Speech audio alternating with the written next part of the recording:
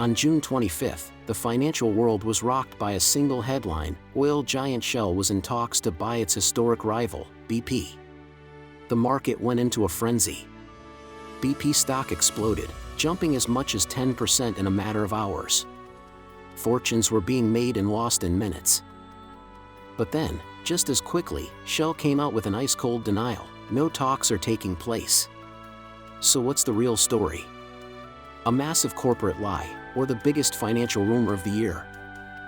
The answer is more complicated than you think, and it reveals a brutal power struggle that could change the energy industry forever. The truth isn't about whether the rumor was real. The truth is about why everyone believed it. Let's break down exactly what happened. It all started with a report from the Wall Street Journal, one of the most respected financial news sources in the world. Citing sources familiar with the matter, the journal claimed that Shell and BP were in early, but active discussions about a merger. This wasn't just any deal. A Shell-BP tie-up would be the largest merger of the year, a colossal move that would create a new European supermajor. The market's reaction was instantaneous and violent. Investors piled into BP stock. In the US market, the price shot up from around $29.50 to a high of nearly $33. Trading volume exploded to over 45 million shares, more than 4 times its daily average. It was pure speculative mania. Investors were betting that a deal was imminent and that Shell would have to pay a hefty premium to buy BP. Meanwhile, Shell's stock took a slight hit. That's a classic sign that investors in the acquiring company are worried it might be overpaying or taking on a troubled asset. But just hours after the story broke, Shell moved to extinguish the fire. Their spokesperson issued a short, sharp, and unequivocal statement: "This is further market speculation. No talks are taking place." BP, for its part, stayed completely silent, simply declining to comment, which only added to the mystery. After the denial, BP's stock did pull back from its peak, but it still closed the day significantly higher. The market was sending a clear signal: even if this specific rumor wasn't true, something was going on with BP. And that brings us to the real heart of the story. Why was this rumor so believable? Why was the market so ready to pounce on the idea that BP was for sale? The answer is that for years, BP has been seen as a wounded giant, lagging its peers and making costly mistakes. The biggest issue was a strategic pivot that went wrong. Under its former CEO, Bernard Looney, BP made a massive, expensive push into renewable energy. The goal was to transform from a big oil company into a diversified, integrated energy company. While the ambition was praised by some, it was a disaster for investors. The returns from these green projects were low, and the company's core oil and gas business suffered from underinvestment. As a result, BP's profits and its stock price fell far behind rivals like Shell, Exxon, and Chevron. In the last year alone, its market value has dropped by almost a third. This weakness attracted a predator. Enter Elliott Management. If you follow the world of finance, you know that name. Elliott is one of the most aggressive and feared activist hedge funds on the planet. When they invest in a company, it's not because they like the management. It's because they see a company that's broken, and they want to force changes to unlock value for shareholders. And that's exactly what they're doing at BP. Elliott has built up a massive stake of nearly 5%, worth almost $5 billion, making them one of BP's largest shareholders. Their demands are clear: stop wasting money on low-return green projects, slash corporate costs, sell off non-core assets like the Castrol lubricants business, and focus on what BP does best: pumping oil and gas to generate cash for investors. This intense pressure from a powerful activist is the single biggest reason BP is seen as being in play. Elliott is essentially putting a giant for sale sign on the company, signaling to the world that the status quo is unacceptable. And when you look at the numbers, you can see just how vulnerable BP is. Look at this. BP's market capitalization is less than half of Shell's, and a fraction of the American giants. Its stock has been hammered over the past year while its peers have held steady or grown. This is the data that has activists like Elliott and potential buyers like Shell circling. So let's indulge in the fantasy for a moment. What if the rumor was true? What would a combined Shell BP actually look like? In short, it would be a titan. A new European energy champion with a market value of nearly $300 billion. This new behemoth would have the scale to go toe-to-toe with ExxonMobil and Chevron, completely reshaping the global energy landscape. The business logic is compelling.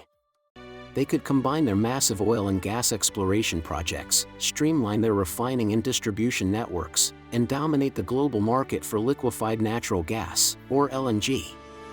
Analysts estimate the cost savings, or synergies, could be as high as $4 billion a year.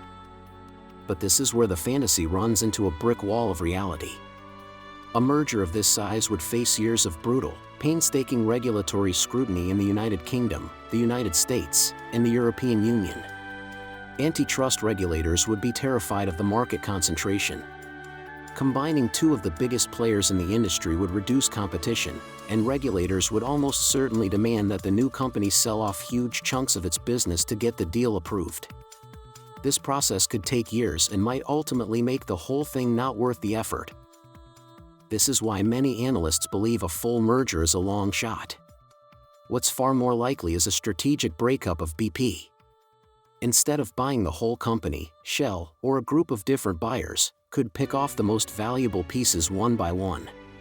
Shell might buy BP's lucrative oil and gas fields, another company could buy the Castrol brand, and a private equity firm might snap up its solar and wind assets.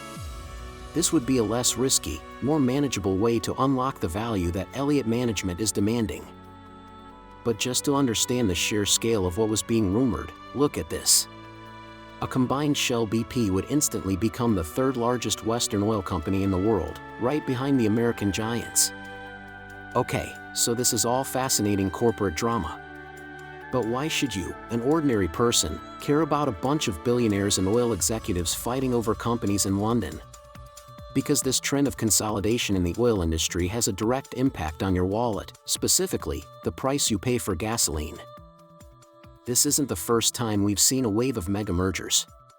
In the late 90s and early 2000s, the industry consolidated dramatically, creating the big oil landscape we know today. Exxon bought Mobil. Chevron bought Texaco. And BP bought Amoco. And the US government has studied the impact of these mergers. According to reports from the Government Accountability Office, this consolidation generally led to higher wholesale gasoline prices for American consumers. Their models found that after controlling for the price of crude oil, these mergers resulted in price increases of anywhere from 1 to 7 cents per gallon. Now, that might not sound like a lot, but regulators consider even a 1-cent increase to be significant. And when you multiply that by the billions of gallons of gas Americans buy every year, it adds up to a massive transfer of wealth from consumers to a few giant oil companies. The logic is simple. When there are fewer major companies competing, there's less pressure to keep prices low. These mergers also led to a decrease in the availability of cheaper, unbranded or generic gasoline, forcing more consumers to buy the more expensive branded gas. The current M&A buzz, from Exxon buying Pioneer, to Chevron buying Hess, and now this Shell BP speculation, signals a new era of consolidation. And if history is any guide, that could mean higher prices at the pump are on the horizon. So, is Shell buying BP? Officially, no. The regulatory hurdles are massive, and Shell has firmly denied it. But that's not the real story. The real story is that BP is under immense pressure. With activist investor Elliott Management breathing down its neck and its stock lagging, BP is in play. Whether it's a full sale, a strategic breakup, or a dramatic internal overhaul, major changes are coming for BP stock. The rumor may be dead, but the story is just beginning. This is one of the most fascinating stories in the market right now. What do you think will happen next? Will Elliott force a sale? Will BP's management turn things around? Drop your prediction for BP stock in the comments below. I read every single one. I'll be tracking this story and other major market-moving events every week. If you want to stay ahead of the curve and understand the real stories behind the headlines, Make sure you hit that subscribe button and turn on notifications so you don't miss the next update. And if you got any value out of this breakdown, a simple click of the like button is a huge help to the channel. Thanks for watching.